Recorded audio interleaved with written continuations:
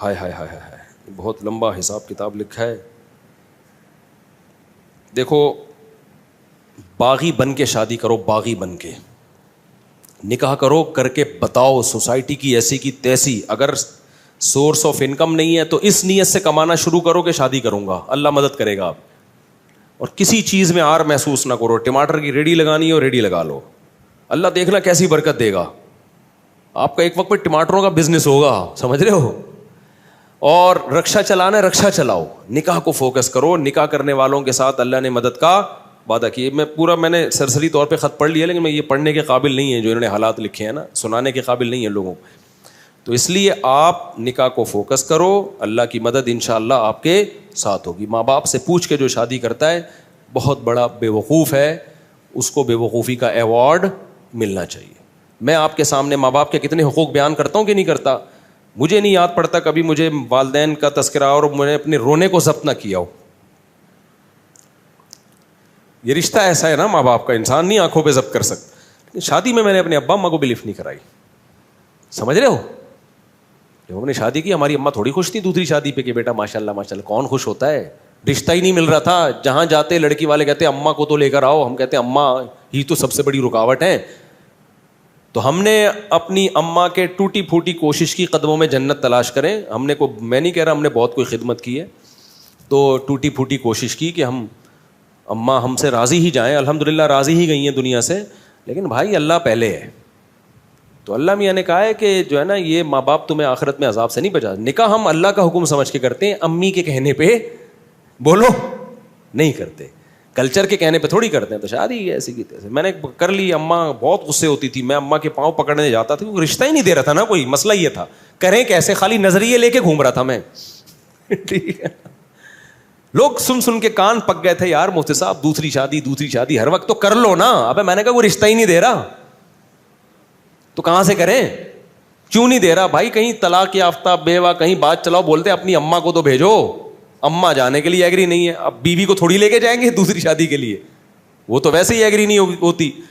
لے کے کس کو جائیں، کوئی جا ہی نہیں رہا. تو بہرحال پھر میرے بڑے بھائی کو ہم نے غیرت ویرت دلائی تھوڑی سی. بڑے بھائی کو نا، ان کو اس وقت تو تھوڑی سی غیرت آئی. جب شادی کے بعد مسائل آئے ہیں نا تو وہی انہوں نے بھی میرے اوپر نزلہ گرایا، یار اس نے مروایا، مجھے بھی اس نے مروا دیا. ان کو نہیں پتا تھا اتنا سخت ریئیکشن ہوگا کہ میں بھی پھنسوں گا اس میں. تو اور این میرے دو بھائی آخر میں ایگری ہو گئے تھے، چلو ٹھیک ہے کر لے یار. ایک بھائی نے بات کی جو میری اہلی ہے نا ان کے والدین سے، ہاں چلیں ٹھیک ہے اب کرے گا. تو یہ ان کو یہ ڈر تھا کہ یار اگر میں انوالو نہیں ہوں تو پتہ نہیں کہاں کر لے جا کے یہ کوئی آڑا ترشا، کوئی خاندان میں کوئی ایسی چیز نہ ہو. وہ راضی نہیں تھے وہ بھی، لیکن وہ اس لیے ہو گئے کہ یار یہ ڈھیٹ آدمی ہے، یہ کر کے چھوڑے گا. تو اب اگر ہم انوالو نہیں ہوئے تو پتہ نہیں کوئی اٹھا کے آڑے ترشا ہمارے خاندان میں بدنما کوئی دھبا نہ لگ جائے نا، کوئی منہ دکھانے کے قابل نہ رہے خاندان میں. تو ابھی کم از کم کسی اچھی جگہ پیغام بھیجا ہوا ہے اس نے خاندانی لوگوں میں. تو اس لیے وہ نہ چاہتے ہوئے آ گئے، لیکن عین وقت پہ وہ بھی مکر گئے عین وقت پہ. اور پھر کیا ہوا ہے، جو چھوٹے بھائی کو میں نے کہا تو آ جا نکاح میں، کوئی تو ہو جس کو میں شادی میں بٹھاؤں. تو اس نے کہا میں آ رہا ہوں. عین وقت پہ وہ کمبخت بھی نہیں آیا. میرا بھائی ہے، میں تو کہہ سکتا ہوں نا چھوٹا ہے، کمبخت ہے نہیں، بڑا نیک آدمی ہے، لیکن میرا تو حق بنتا ہے نا. عین وقت پہ وہ بھی مکر گیا، نکاح نامہ لے کے گھوم رہا.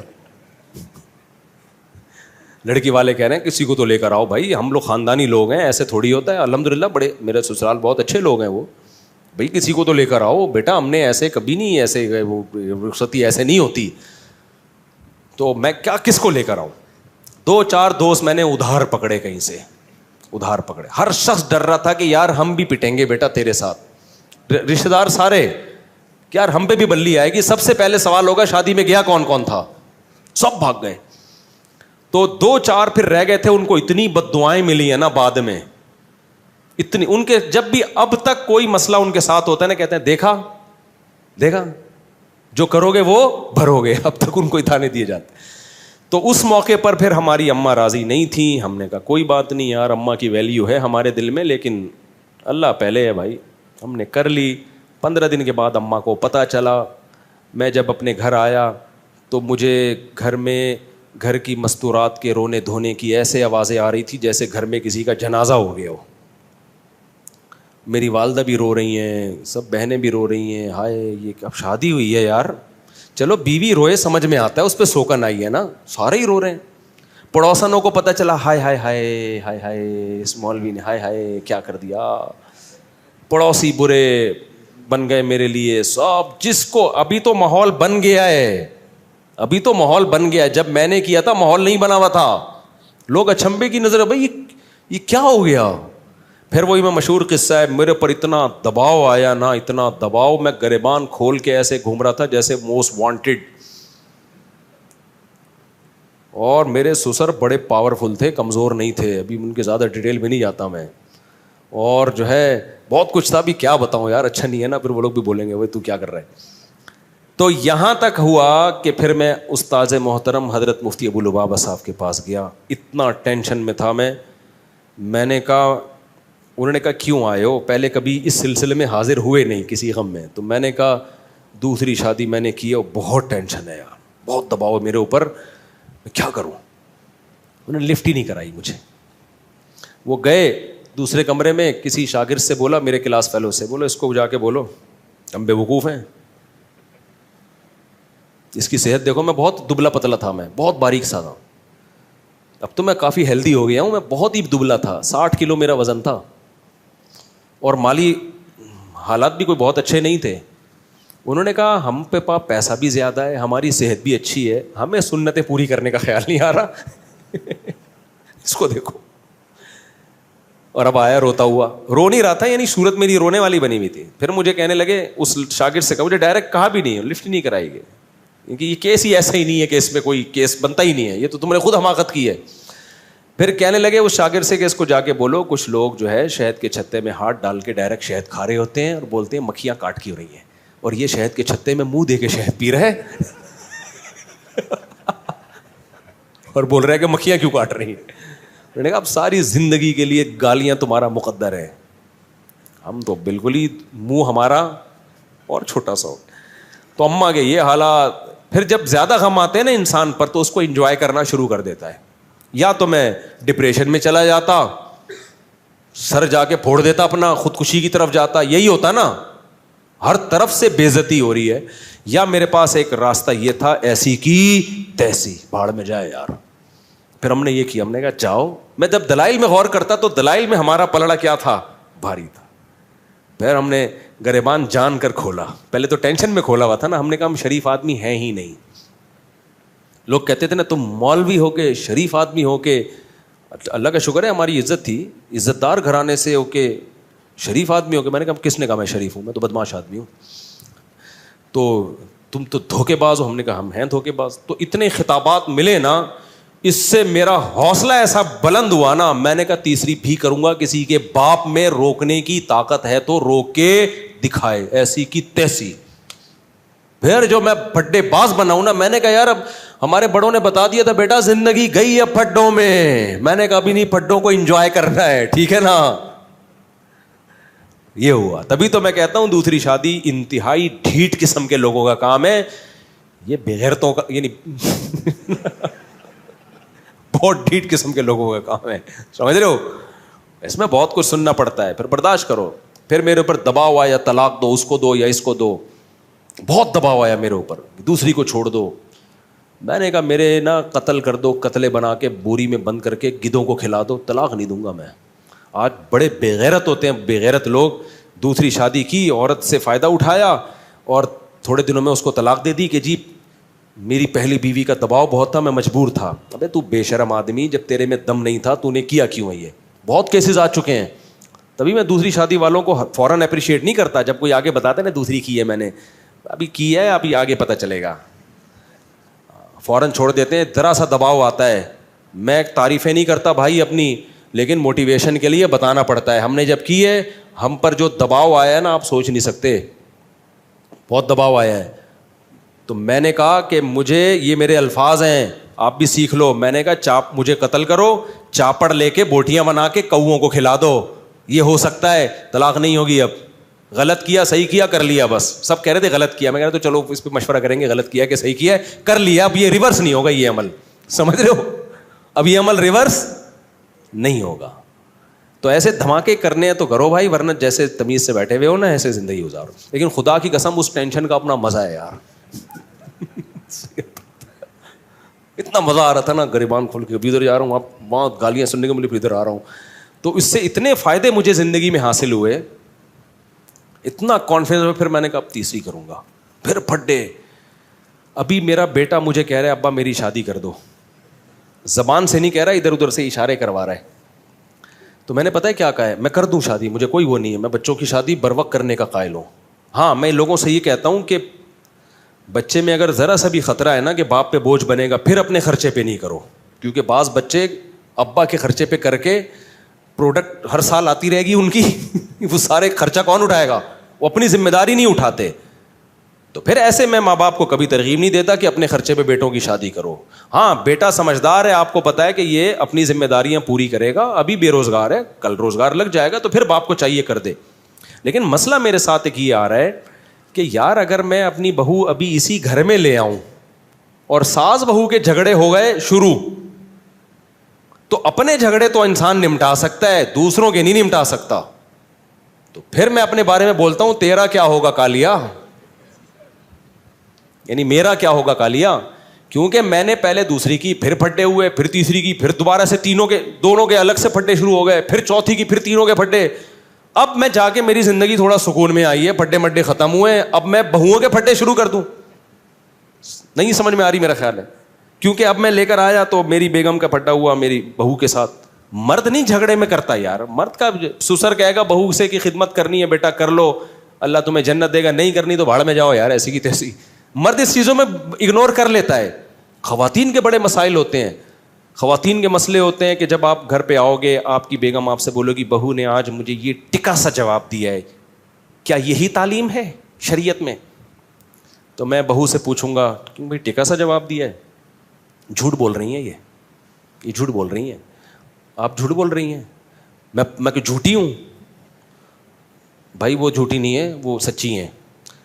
پھر آپ اس سے پوچھو گے کہ خدا کی قسم پاگل ہو جاؤ گے نا, الٹے لٹک کے مر جاؤ گے, یہ فیصلہ کرنا کہ ان میں صحیح کون ہے غلط کون ہے, برباد ہو جائے گی تمہاری زندگی. سارے جمعے اتوار کے بیانات ختم, مسائل کے سیشن ختم, میں ساس بہو کے جھگڑے ہی بیٹھ کے نمٹاتا رہوں گا. میرا نظریہ یہ بھائی بہو لاؤ, بچوں کی شادی ٹائم پہ کرو, بولو بھائی آئے گی نہیں اس گھر میں, سمجھ رہے ہو, ٹینشنیں مت پالو اپنے لیے, آئے گی دوسرے گھر میں.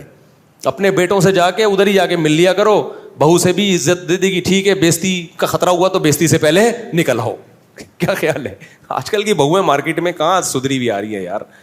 میں جانتا ہوں جوائنٹ فیملیوں میں عزت دار لوگ بڑے تمیز سے رہ رہے ہیں, ہمارے اپنے ریلیٹیو ہیں, ساری بہویں اکٹھی بڑی لائف کو انجوائے کر رہے ہیں وہ لوگ, لیکن ہر جگہ ایسے نہیں ہوتا. اب ہم جب لائیں گے ہمیں کیا پتہ ہے اگلا نکلے گا کیا, اچھے نکل آئے تو بہت اچھی بات ہے, نہیں تو بھائی ہماری تو زندگی برباد ہو جائے گی یار. تو میں جوائنٹ فیملی کا اس زمانے میں قائل نہیں ہوں, الگ الگ. صاحب بچوں سے بھی میں نے بولا ہے, ابھی ایک بچہ نے زیادہ اشارے بھیجے نا, میں نے کہا بیٹا گھر ارینج کر لے, شادی میرے خرچے پہ ہوگی تیری, یہاں نہیں آئے گی. اب آپ کہہ سکتے ہو مجھ سے آپ گھر بھی بچے کے لیے آپ ارینج کر لیں, اور میرے ماشاء اللہ 8 بیٹے ہیں, تو اگر میں 13 گھر میں چلاؤں گا تو IMF سے مجھے قرضہ دلا دو بھائی. اور بیٹے میں ایک بھی نالائق نکل آیا نا جس کو عادت ہو گئی ابا کا مال کھانے کی, وہ تو میرے بچے پیدا کرنے والے بیانات روزانہ سنے گا بیٹھ کے, خوب اسپیڈ سے بچے نکالے گا اور میری گودوں میں لا کے ڈالتا رہے گا. سمجھ رہے ہو؟ پھر بھی مجھے قبول ہے یار, ہمارا ظرف بہت بڑا ہے الحمدللہ, لیکن بگڑ جائے گا.